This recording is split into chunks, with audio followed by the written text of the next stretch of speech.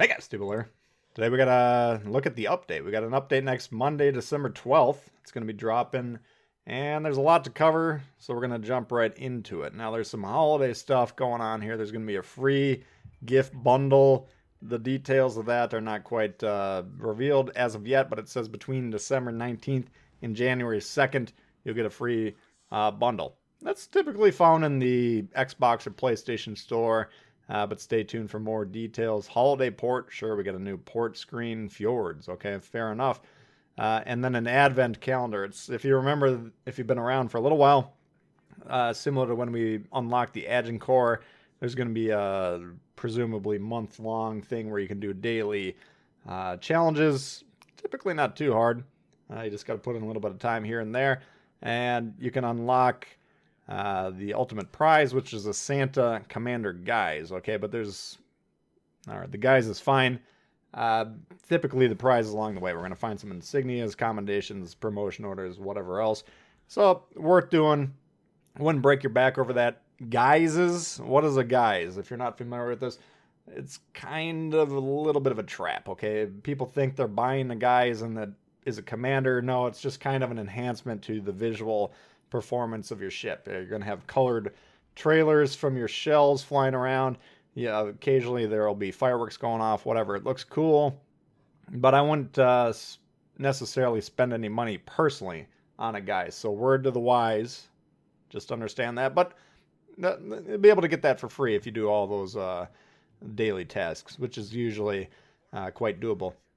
All right, so let's start getting into the meat of the thing here. Now we're going to have a bunch of ships of winter. There's all these ships that say, like, for instance, Maz, W.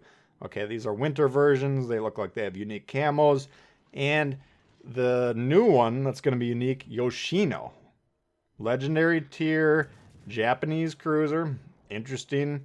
Yes. Okay, now it says to obtain her, you're going to need 35,000 winter shards. Sounds like a daunting task. It says it's mathematically bolded mathematically possible to get her for free, but it would require a very, and then it says in parentheses, very capitalized with a exclamation point after it, significant time investment and meeting a lot of prerequisites. Okay, so basically how you need to be viewing these things is there's going to be ways to earn these shards. You can accumulate them, and then at the end of the period you're going to be confronted with a choice. Do I pony up the doubloons that are going to be needed to make up the gap between where I'm at with the shards and how many I need to get with this thing? Okay, so that's what you need to be viewing this as. Go into it informed. Okay, that's the whole reason we're making these videos, so you guys know what's going on and you don't accidentally make some mistakes that you're not going to be happy with later. All right, so you gather these shards. Let's say you get 30,000 of them, 25,000, whatever. You need 5, 10,000 more. Well, that's going to be available for doubloons. Okay, now, all right, well, we got to pay for a ship. Sure, if you want it, but it's going to be essentially a discounted premium ship is how I would view that. So you can chip away at the cost of the legendary tier cruiser Yoshino and get it for some sort of a discount if you put in the time. Okay, that's the way to view this. There's going to be other rewards available for the shards, such as tier 4 premium Italian cruiser Genova, super crates, and there's more ships, Jauja, Hyuga, Maz, and Algeria. Okay, so those are all going to be winter ship versions of these. Okay, so how do we get winter shards? Score win roses. Typically that's first win bonuses on each ship that you have. So if you play all your ships, boom, you get some win roses. That's the name they assign those. Go through the advent calendar. We're going to get more winter shards through that. Complete special Marco Polo and Marlboro weekly missions. What's this? Okay, that's in the campaign. That's coming up here in a moment. Participate in arena battles and purchase bundles that include them. Well, Jesus. Okay, so we're talking about ponying up some cash to get these.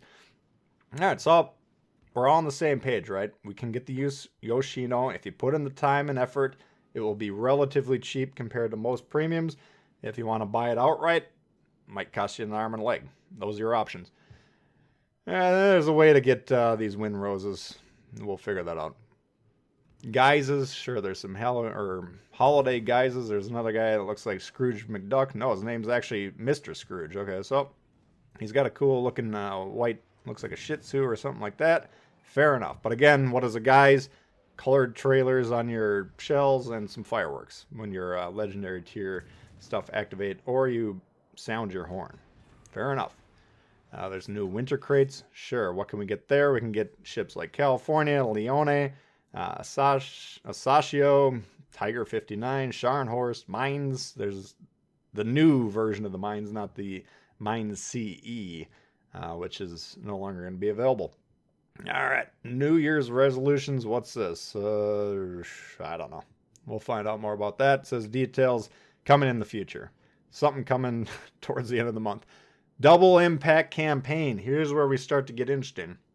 Within the standard 5-week framework, there's going to be 2 tier 8 battleships. Now, we've seen a split campaign before. Friesland, Loyang. Both of them enticing, both of them strong. Usually, if they're going to do a split campaign, the idea is you can unlock one of them for free. Or, well, you pay the 2,500 doubloons to unlock the campaign. Grind the missions, boom, you got the ship.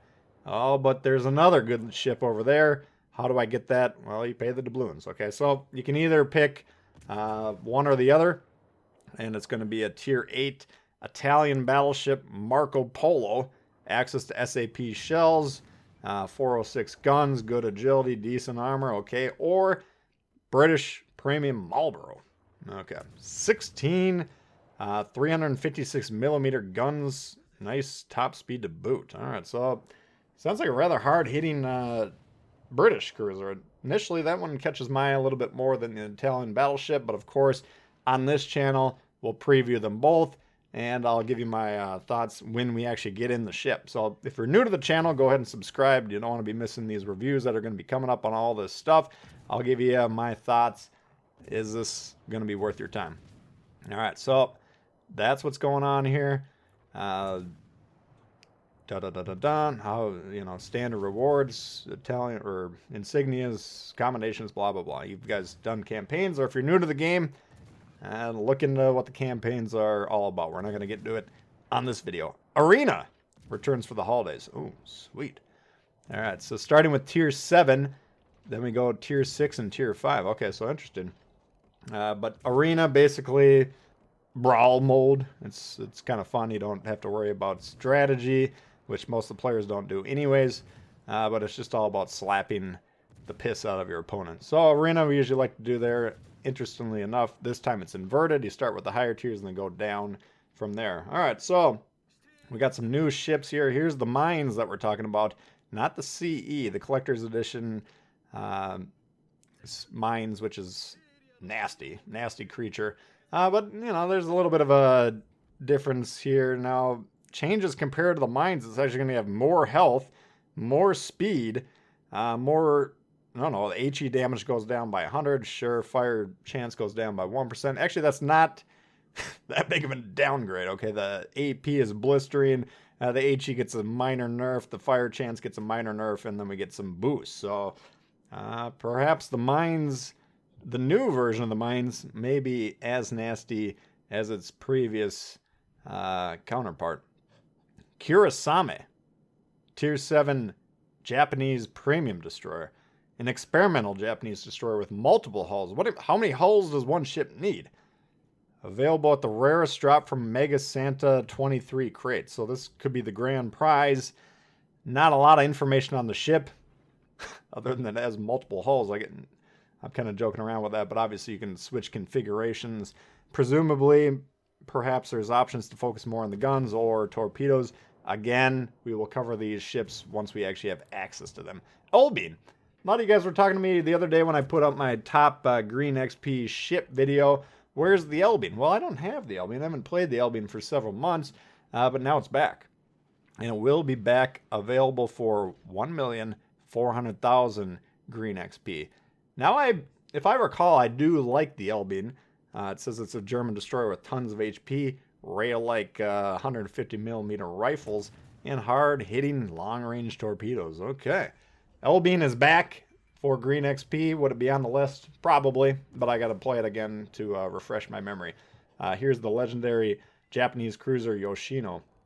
Powerful AP shells. Ooh, okay. Solid fire starting capabilities and long-range hard-hitting torps. Okay, it's interesting.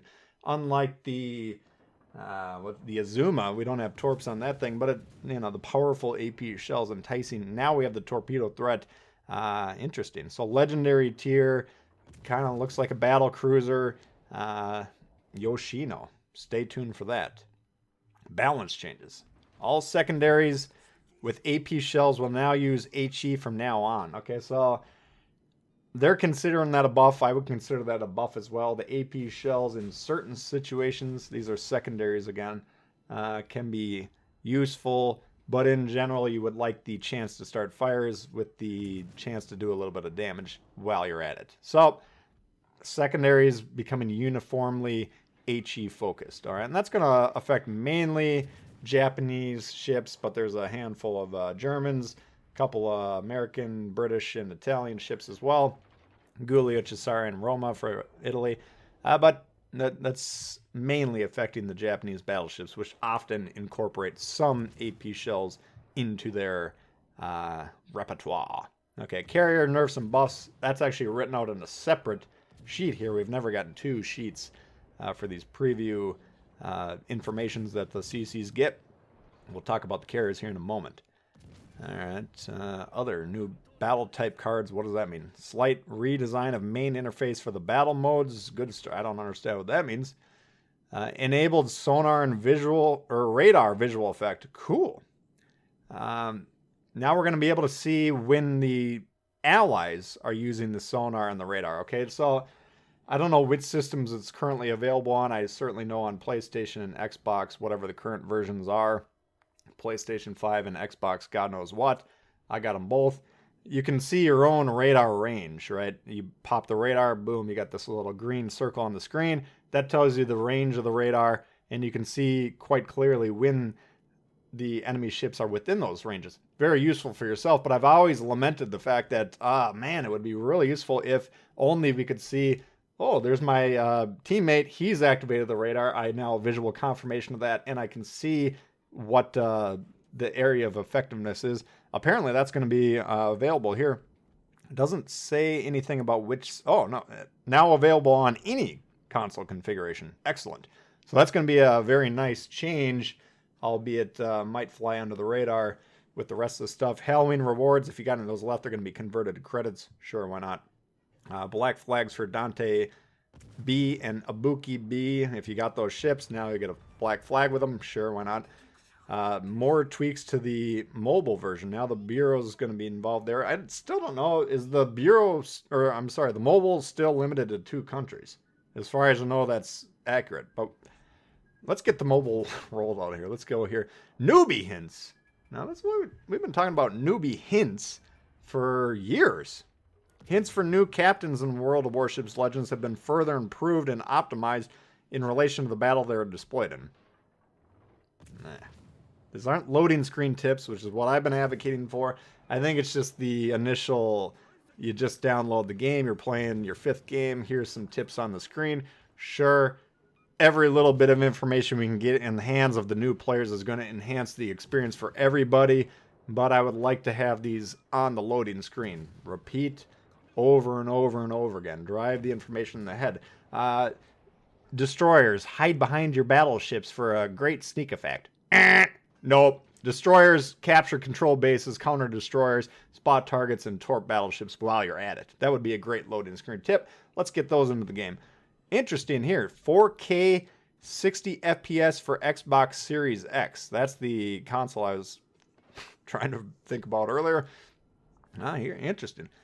Currently, on both of these consoles, you can either choose 60 FPS and non-4K or 30 FPS frames per second and the 4K, right? So, not to be a frames per second snob, but once you start playing with 60 frames per second, going back to 30 is disorienting. So I've never really gotten into the 4K here. Doesn't look like anything's coming for... Oh, similar graphics improvement is in the works for PlayStation. You can expect it next year. But currently, the Xbox Series X will now have the enhanced visuals and the smoother performance. Cool. We'll check that out on the free-to-play account on this channel, which is what I'm running on my Xbox Series X. Now let's jump into the carriers here. All right, so now they're explaining the rationale here, and they're laying out 3 criteria of what they're evaluating these carrier performance and presumably all of the ship's performance in the game, which is a useful insight. Average damage, how much damage does the ship do on average? And it says typically a carrier is designed to have the least potential damage per minute out of any ship in the game. Proper, since that would be ridiculous if that wasn't the case. Win rate. Now, this is interesting. I previously had heard that the average win rate was 48%. Now it's saying that the normal win rate in Legends is 49.95, and it's they're stating that it's due to an occasional draw, which I don't understand. I would figure that the win rate would be lower due to the fact that you got a bunch of guys that will play. They'll download the game, they'll play 20 games, they'll lose them all, then they'll uninstall, which would force the average win rate below your 50% more dramatically than 0.05%. But what we're hearing now is that's the average. So just slightly below 50 is the average. And then battle impact. This is an interesting one. Measurement represents the difference between the ship itself makes on the player win rate. So if the player playing a ship has a win rate of 50% and the ship that they're playing has a win rate of 55 among similarly skilled players, then the ship has a plus 5% battle impact. So they're viewing the player as an individual and as a cohort, and then saying, okay, well, when they're in this ship, they do really well. When they're in this ship, they do really poorly. And when they're in the bulk of the ships, they do roughly how we would expect them. So that's a way that they identify that a particular ship is performing better than expected. So I think those are three pretty good metrics in terms of evaluating performance. It's not just strictly average damage or whatever, a win rate, but they're looking at various aspects. So that's interesting. About getting into the carriers themselves, I'm not going to go into every buff and nerf. There's something called Hermes. I think that might be a British tier 3 getting buffed up and down the board. Something called Komsomolets, that's the Russian tier 3. That's getting buffed up and down the board. Vaser. What the hell's a Vaser? It's a tier 5 German menace. The damage of the AP bombs going down by 200 and the for upgraded in stock. So minor nerf to the Vaser. That one is fairly well known as a nasty creature. So getting a little bit of a shave there. Serov, tier 5 Soviet. Come on now. Interestingly enough, the fire starting chance going down dramatically, 10%. And the raw penetration of these HE shells, the skip bombs, that very nasty. They're the armor that they can penetrate going down from 32 to 25. So other than that, no difference there. We'll see what kind of an impact the Serov has. Furious, it says it doesn't... The way they say it, it says it goes under the radar of a lot of players. Probably means that not a lot of people are grinding the British line up through the higher tiers. I've always kind of liked the British line in terms of carrier. But the Furious, apparently the guy is playing it, doing quite well. That's getting some damage nerfs as well. Zuiho. Oh, God. Anyone got the Zuiho? Tier 5 Japanese carrier. Thing's a skunk. All right, well, now we're getting some buffs to that. Damage and strike number of planes, in other words. Ranger. Tier 5 American carrier. Getting getting minor buffs to everything. So that one's getting quite a... Arc Royale. Okay, here. We plan to reduce the power of the Arc Royale. Nothing happens this update, but keep an eye on. Okay, so Arc Royale, even guys that don't like playing carriers, sometimes they get fed up and they have the Arc Royale and they just take it out and they piss everyone off. Arc Royale's a menace. Not going to do anything this time, but apparently they got their eye on the Arc Royale. So go ahead and play it now while it's OP. Hopefully it will get nerfed relatively soon. Tier 7. Here we go. Von Parzival. German. Damage going down from the AP a little bit. But looks like about 200 or so. Saipan. Now that's a American Premium Tier 7. That one's getting nerfed too. Okay. Saipan definitely strong. Parsival, definitely strong. Pobeda, probably my least favorite carrier to play against. Definitely top 3. Pobeda's in a situation where she doesn't stand out in the data, but is greatly disliked in your feedback. Well, okay, that's... I would agree with that. I don't know if it stands out or not, but it's definitely disliked. So now they're doing some tweaks. The skip bomb damage increased. Holy shit. Skip bomb fire starting chance going way down. The penetration, again, going way down. And whatever else. So they're tinkering with the Russians, or the Soviets, I should say. And we'll see how that goes. Kaga. Kaga's great to play against if you have an anti-air build. Lots of planes come at you and then just get smoked. Okay, now they're increasing the HP of these planes. Come on, man. Come on. No good. And they're increasing the damage. All right, Kaga getting boost. All right, well, we'll see how that goes. Anyway, that's everything that I got. Looks like this is already going pretty long. We're over 21 minutes as of now. Why do I make these videos? Number 1, to inform you guys, but number 2, to get feedback. I always like to hear, what are you guys excited about? What are you guys kind of rolling your eyes at? It helps me with my coverage because I like to come out guns blazing. What should I be focusing on? So I like to hear from you guys. What are you excited about? What are you not so excited about? Let me know in the comments. And if you're new to the channel, hey, I would consider subscribing to the channel. And check out the Bull Bites channel as well. I got a second shorter clips channel in the description. You can find the link to that one. But if you like this video, please hit the thumbs up. And we'll see y'all later. All right, peace.